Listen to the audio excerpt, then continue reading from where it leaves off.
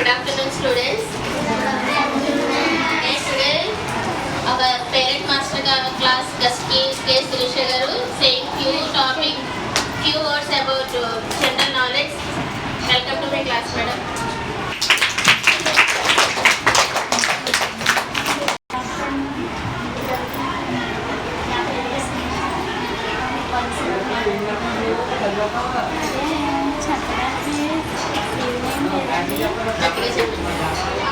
నాకు చదువు అంటే చాలా ఇష్టం. నేను చదువుకునే రోజుల్లో చదువుకుంటే చాలా కష్టపడ్డాను. 10th వరకు చదివితే కూడా ఇంట్లో పరిస్థితి బాగుండేది కాదు.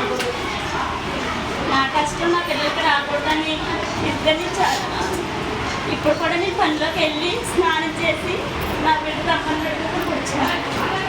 ఇక్కడున్న ప్రతి ఒక్క పిల్లలు కూడా పేరెంట్స్ చాలా కష్టపడి మిమ్మల్ని చదివిస్తున్నారు. వాళ్ళ కష్టానికి మీరు ప్రతిఫలం ఇవ్వాలి. బాగా చదువుకోవాలి ప్రతి ఒక్కరు. ఇక్కడ ఎంత అల్లరి చేసినా అంత బాగా చదువుకోవాలి మీరందరూ. మీ వల్ల మాకే కాదు హెడ్ మాస్టర్కి, టీచర్స్కి, సార్స్కి మంచి స్కూల్కి చాలా మంచి పేరు తీసుకురావాలి. అందరికీ ఫస్ట్ మార్కు ర్యాంక్ తెచ్చుకోవాలి. ఒకప్పుడు నేను చదువుకుంటాకి 10th వరకు చదువుతాకి చాలా కష్టపడ్డాను. అప్పుడు మీకు ఇంత ఇదిగా డబ్బులు ఇంత ఇదిగా మమ్మల్ని చదివించలేదు మా అమ్మ నాన్న. వాళ్ళ కష్టానికి మేము ప్రతిఫలం ఇవ్వలేకపోయాం. అప్పుడు మేము చదువుకునే రోజుల్లో మేము మాకు బుక్స్ ఇచ్చేవాళ్ళు కానీ క్యాస్ట్ ఫీలింగ్ ఉండి నోట్స్లు ఇచ్చేవాళ్ళు కాదు. ఆ నోట్స్లు కొనుక్కోవడానికి కూడా మా దగ్గర డబ్బులు ఉండేవి కావు. కనీసం పెన్సిల్ కొనుక్కుంటా కూడా మాకు అమ్మ నాన్న ఇచ్చేవాళ్ళు కాదు.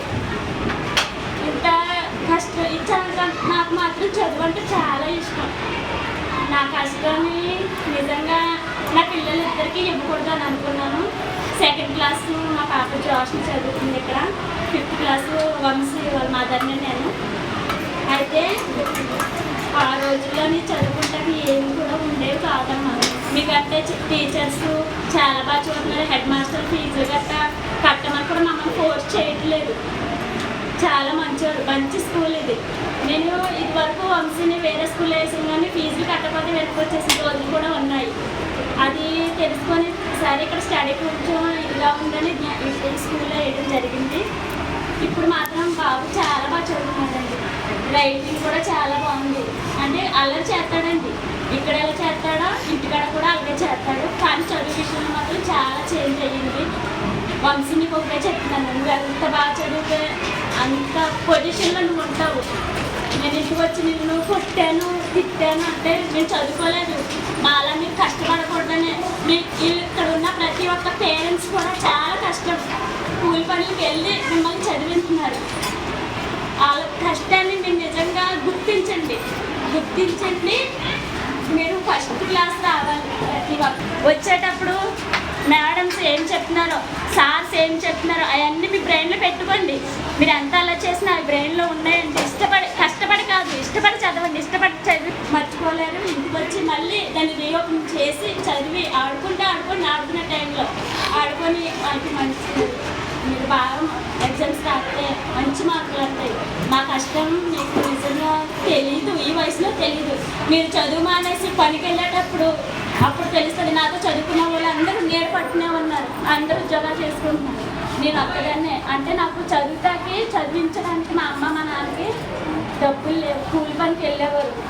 మేము నలుగురు. ఆ నలుగురిని చదివించడానికి కష్టమయ్యి ఇంట్లో పరిస్థితిని బట్టి నేను మానేసాను. 10th వరకు చదివి మానేసి కూలి పనికి వెళ్ళేదాన్ని. ఆ వయసులో తెలియని వయసులో పెళ్లి చేసేసాను. ఇప్పుడు కూడా నేను కష్టం కూలి పనికే వెళ్తున్నాండి. నా కష్టాన్ని నిజంగా వంశీ గుర్తించు. మంచి పొజిషన్కి మీరు అందరూ అయిపోయే కాదు, మీరు అందరూ కూడా రావాలి. ఆడపిల్లలు చాలా జాగ్రత్తగా ఉండాలమ్మా. ఈరోజు కూడా మంచి కావు.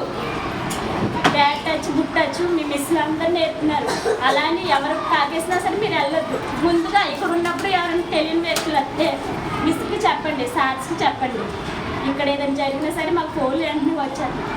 ఏం జరిగినా సరే మీ సెల్లో చూసుకుంటున్నాం. దయచేసి మీరందరూ చాలా జాగ్రత్తగా ఉంది, చాలా జాగ్రత్తగా చదువుకుంటారు. మీరందరూ మంచి పొజిషన్కి రావాలని మీ తల్లిదండ్రులు, హెడ్ మాస్టరు, టీచర్స్, సార్స్ చాలా కష్టపడి చెప్తున్నారు. చాలా ఓపిక. ఆ కష్టాన్ని మీరు గుర్తించండి.